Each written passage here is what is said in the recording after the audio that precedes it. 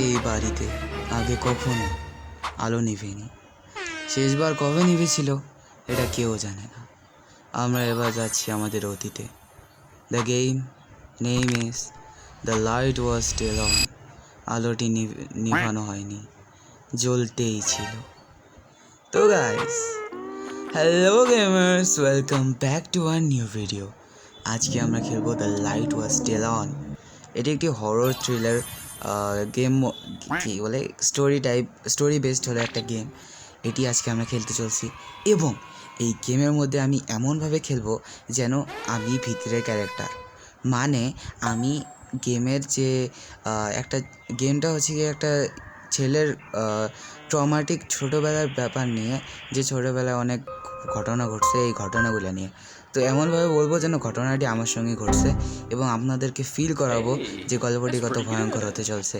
এই গেমটি হলো আমাদের শাফিন ভাইয়ের, Abrar Shafin, made by Bangladesh crimson echo group community. So আমরা আজকে এই গেমটি এনজয় করতে চলছি। আপনারা যদি এনজয় করতে পারেন তাহলে অবশ্যই লাইক, শেয়ার অ্যান্ড সাবস্ক্রাইব করে আমার পাশে থাকার চেষ্টা করবেন। তো গেমটি শুরু হতে পপ আপ ভাই। তো গেমটি শুরু হতে চলছে। গেমটি শুরু হচ্ছে। The light was still on. আমি থাকবো আমার বাড়িতে। শুরুতে আমি আমার বাড়ির দিকে থাকবো। তারপরে এমন কয়েকটা ঘটনা ঘটবে যা কেউ বুঝতে পারবে না। The light was still on. এটি আমাকে প্রশ্ন করবে আমি কে, আমি কি করেছিলাম অতীতে যা আমাকে এখনও হতভম্বিত করে রাখে। তো গেমটি শুরু হতে যাচ্ছে।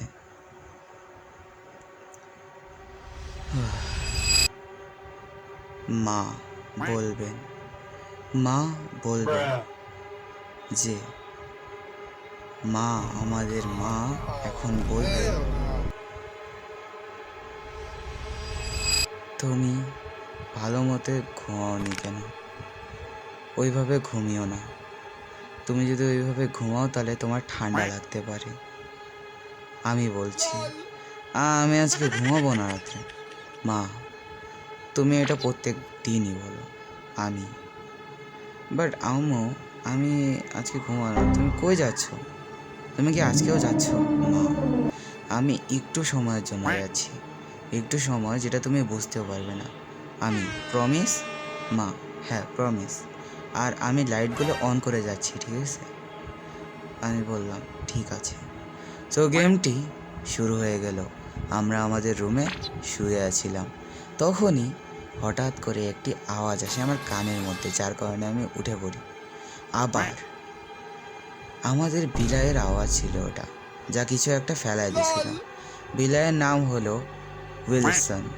লসিয়েন্তো উইলসন। ভাই, স্টোরির মধ্যে আমি মজা করতেছি কেন?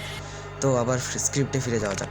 ওকে, সো আমাদের বিলাইয়ের আওয়াজ ছিল ওটা, যেটি আমাদেরকে ঘুম থেকে জাগিয়ে দেয়। কারণ বিলাইটি আমাদের কোনো কিছু একটা ফেলাই দিয়েছিল, যার কারণে আমাদের ঘুম ভেঙে যায়। এটি হলো আমাদের বিড়াল। The light was still on. আলোটি তাও জ্বলতেছিল।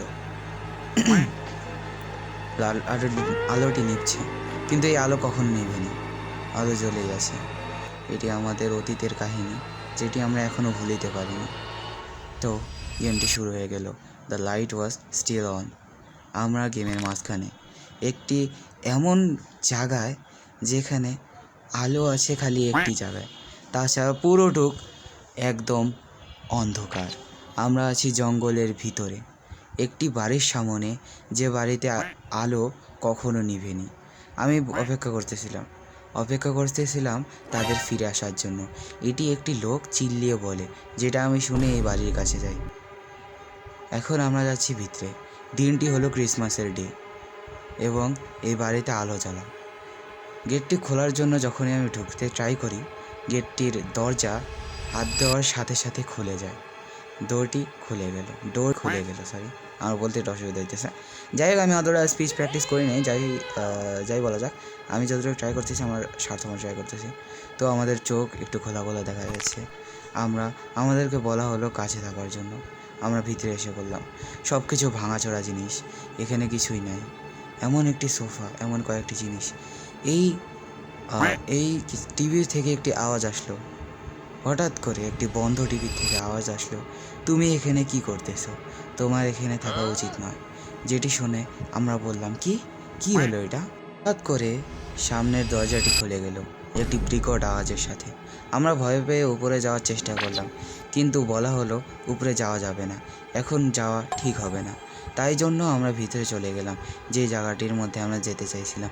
কিন্তু হঠাৎ আলো বন্ধ হয়ে গেল এবং পরে আমরা খোঁজাখুঁজি করলাম যে কোনো কিছু আছে যার মাধ্যমে আমি লাইট জ্বালাইতে পারি। তো এখানে একটা হারিকেন আছে, হারিকেন দিয়ে আমরা আলো জ্বালাইলাম। এটা হলো একটা কিচেন যেখানে রান্না করা হয়। কিন্তু হঠাৎ একটি আওয়াজ আমার কানে আসলো যে তোমার এখানে থাকা উচিত না, এখান থেকে বেরিয়ে যাও। তারপর আমরা এখান থেকে বের হয়ে গেলাম। এখন আমরা উপরে যাওয়ার চেষ্টা করতেছি। আমরা গেলাম উপরে যাওয়ার জন্য, কিন্তু হঠাৎ আমরা এখানে একটি বাচ্চার আর্ট করা ছবি দেখলাম। তাছাড়া এখানে এমন কয়েকটি ছবি লাগানো ছিল যেগুলোর কোনো মানে ছিল না, যেগুলো আমাকে আরও ভীত করে দিল। আমি ভাবলাম ভিতরে যাব, কিন্তু দরজাটি লাগানো ছিল। আমি ভাবলাম এবার কী করব, চাবি কোত্থেকে নিয়ে আসবো। আমি ভাবলাম যে কিচেনে চাবি পাওয়া যাবে হয়তো, কিন্তু কিচেনে কোনোই চাবি ছিল না। হঠাৎ করে আমি বাইরে তাকিয়ে দেখি ওখানে আলো জ্বলতেছে, যে আলোটি আমাকে ডাকছে। কিন্তু আমি এখানে একটি ছবির ফ্রেম দেখি যার মধ্যে 4 জন ছিল। আমি ভাবলাম এখানে একটা অপশন আছে ছবি চেক করার। পরে আমি যখন এটিকে ক্লিক করে চেক করলাম যে ছবিটি দেখা যায় কি না, তো আমি বুঝলাম যে এটাকে আমি মনে করতে পারছি, কিন্তু কিভাবে কে এটা তা ঠিক মতো জানা নেই। তখন আমি বাইরে গেলাম। এই শুনশান এলাকায় হাওয়া এমনভাবে বইছে যেন আমার কান ছিঁড়ে যাবে, এত ঠান্ডা শীতকালের সময়। আমি ভাবলাম পোস্ট কার্ডের মধ্যে যায় ওখান থেকে চাবি পাওয়া যাবে হয়তো। আমি গেলাম ওখানে আস্তে আস্তে ধীরে ধীরে। এমন মনে হচ্ছিল আশপাশ থেকে কেউ আমাকে দেখছে, কিন্তু কিছুই বলার মতো নেই। এখানে এই লেটারগুলো কেউ খোলার মতো নেই, তাই জন্য সব কিছু বন্ধ রয়েছে। তো এটাকে আমি খোলার চেষ্টা করলাম। খোলার সাথে সাথে আমি এর ভিতর থেকে একটি চাবি খুঁজে পেলাম, যে চাবিটা দিয়েই আমরা বেডরুমের দরজা খুলতে পারবো। তো আমরা আবার ফিরে গেলাম ওই বাড়িটির দিকে। যাওয়ার সময় এমন আওয়াজ হচ্ছিল যে মনে হচ্ছে আমাকে কিছু একটা ধরে কোথাও একটি নিয়ে যাবে। আর সেই আলোটি এখনও জ্বলতেই আছে, যেটি কখনো নিভেনি। আর এই জায়গাটায় আমি কোত্থেকে আসলাম, কী করে আসলাম এবং কেন আসলাম আমি কিছুই জানি না। আমি খালি জানি আমি এখানে হঠাৎ করে একটি রাত্রে ঘুরতে ঘুরতে এসে পড়েছিলাম। তো সাইডের পুরা জায়গাটা লাগানো, এদিক দিয়ে বের হওয়ার কোনো উপায় নেই। ম্যাপটা ছিল এমন যে আশপাশটা মনে হয় আটকে যাওয়ার মতো। আমি আবার ভিতরে গেলাম। ভিতরে যাওয়ার সাথে সাথে মনে হলো আমার কিছু একটা দেখা বন্ধ করে দিল। আমি ভাবলাম ভিতরে যাব। ভিতরে গিয়ে দেখি একটি বুড়ো লোক, যেই লোকটি একটি বিছানায় বসে আছে, ভাবছেন আর কিছু নিজে নিজে বলছেন। আমি তাকে জিজ্ঞাসা করলাম, আপনি কে, আপনি এখানে কেন? তিনি আমাকে উত্তর কিছুই দিলেন না এবং বলল, আমি তাদের অপেক্ষা করতেছি। আমি তাদের জন্য এখন থেকে, আজ থেকে এবং অতীতকাল থেকে অপেক্ষা করতেছি। আমি বললাম, আপনি কার জন্য অপেক্ষা করতেছেন এবং আপনি কে? তিনি দাঁড়িয়ে গেলেন এবং আমাকে বলা শুরু করলেন যে আমি তাদের জন্য অপেক্ষা করতেছি, যারা একসময় আমাকে এখানে ছেড়ে গেছিল, এবং তাদেরকে জন্যই আমি অপেক্ষা করতেছি। তাদের জন্যই আমি এই লাইটটি অন করে রেখেছি। তারা আসবে, আমি তাদের জন্য অপেক্ষা করি। আমি জিজ্ঞাসা করলাম, তারাও বলতে আপনি কাকে বোঝানোর চেষ্টা করতেছেন? তিনি বললেন, কাকে মানে? আমি তাদেরই কথা বলতেছি, যারা আমাকে এখানে থুয়ে গেছিল, যারা নিজের স্বার্থতার জন্য আমাকে একলা রেখে গিয়েছে। আমি এখানে আর থাকতে চাই না, আমি এখান থেকে মুক্তি পেতে চাই। আমি চাই এই আলোটি নিভে যাক, আমি চাই না ওদের জন্য অপেক্ষা করতে। আমি বললাম, তো আপনি এখান থেকে চলে যাচ্ছেন না কেন? আপনি আসলে কে আমাকে একটু বলুন। উনি বলল, আমি সেই যে এখানে অপেক্ষা করতেছে। তারপর আমি তার কাছে গেলাম। পরে জানতে পারলাম যে তিনি একজন আত্মা ছিল যে গায়েব হয়ে গেল। আমি হতভম্বিত হয়ে গেলাম। আমি ভাবলাম যে একটি আত্মা আমাকে কি বললো এগুলো। আমি ভাবলাম নিচে এগুলো কি পড়ে আছে, নিচে সব কিছু ওলটপালট হয়ে আছে। আমি ভাবলাম যে চলো, এখন উনি যখন চলেই গেছে কেউ তার ফিরে আসবে না, আলোটি অফ করে দেওয়া যাক।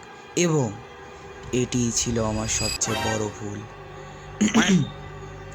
আমার আলোটি অফ করা, নিভিয়ে দেওয়া উচিত ছিল না।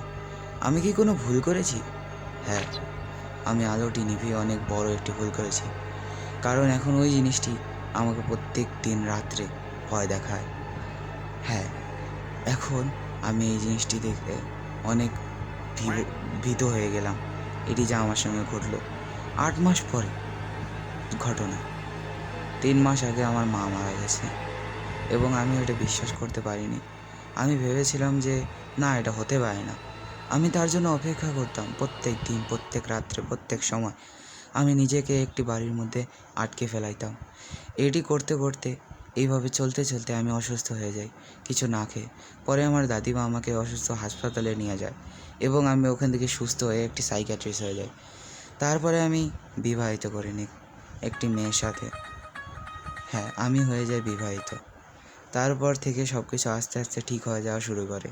কিন্তু তারপরেও আমার মাথার মধ্যে একটি প্রশ্ন ঘুরপাক খাচ্ছিল, 8 মাস আগে হয়ে যাওয়া এই কাহিনীটি কী ছিল? সে লোকটি কে ছিল? সে আলোটি নিভিয়ে কী জন্য ছিল? সে কার জন্য অপেক্ষা করতেছিল? এবং তারপরে আবার কী হবে? এইভাবেই খেলাটি শেষ হয়ে গেল। এইভাবেই গেমটি শেষ হয়ে যায় এবং আমাদের জন্য অনেক প্রশ্ন থেকে যায়। তো গাইস, আজকে রেকর্ডিং করতে আমার অনেক মজা লাগলো। তো আপনাদের সঙ্গে আবার দেখা হবে। খোদা হাফেজ এবং রমজান মুবারক।